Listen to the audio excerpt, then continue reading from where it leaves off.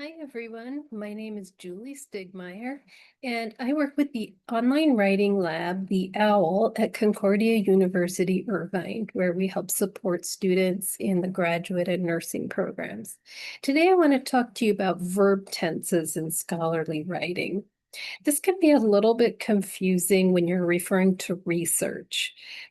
What do we use, present tense or past tense, when we're referring to past studies? So I'll give you some hints in this short video. We typically use the past tense when we are referring to the findings of a specific study. So for example, instead of Peterson et al. Show in the present tense, we would use Peterson et al. Showed. So this is a study that has been completed in 2025, and so we would use the past tense. Instead of Williams concludes that leadership training improved, we'd say Williams concluded. I wanted to point out one other small thing here.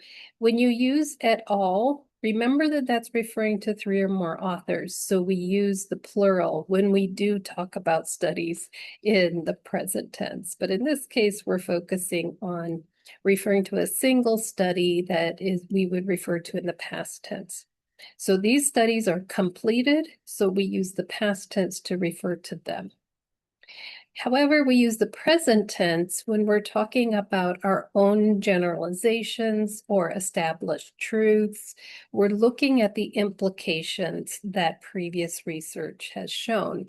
So, for example, instead of saying these studies demonstrated that, we could use the present tense here. These studies demonstrate that, and then we go on to describe the implications that we're drawing from those studies.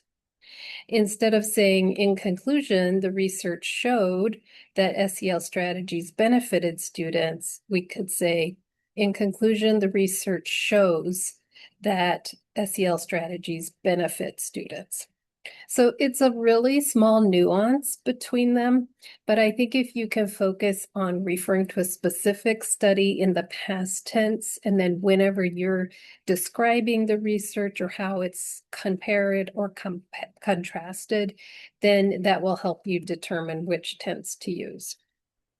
Here's an example with both. Jones reported that participants who exercised regularly experienced lower stress levels. These findings suggest that regular exercise reduces stress. So here we have Jones reported, because that's the specific study. And then here's the broader implication. These findings suggest, shown in the present tense, and reduces stress. So this is the important thing to kind of keep in mind as you're working through your research, especially writing the literature review. Here's a table from the APA manual. This is page 118 that can remind you of when to use which tense. So the literature review, or when referring to other researchers' work, you can use the past or present perfect. The present perfect would be something like researchers, these researchers have found that. So I typically just try to use the past because I get less confused if it's just one choice, but the present perfect is also an option.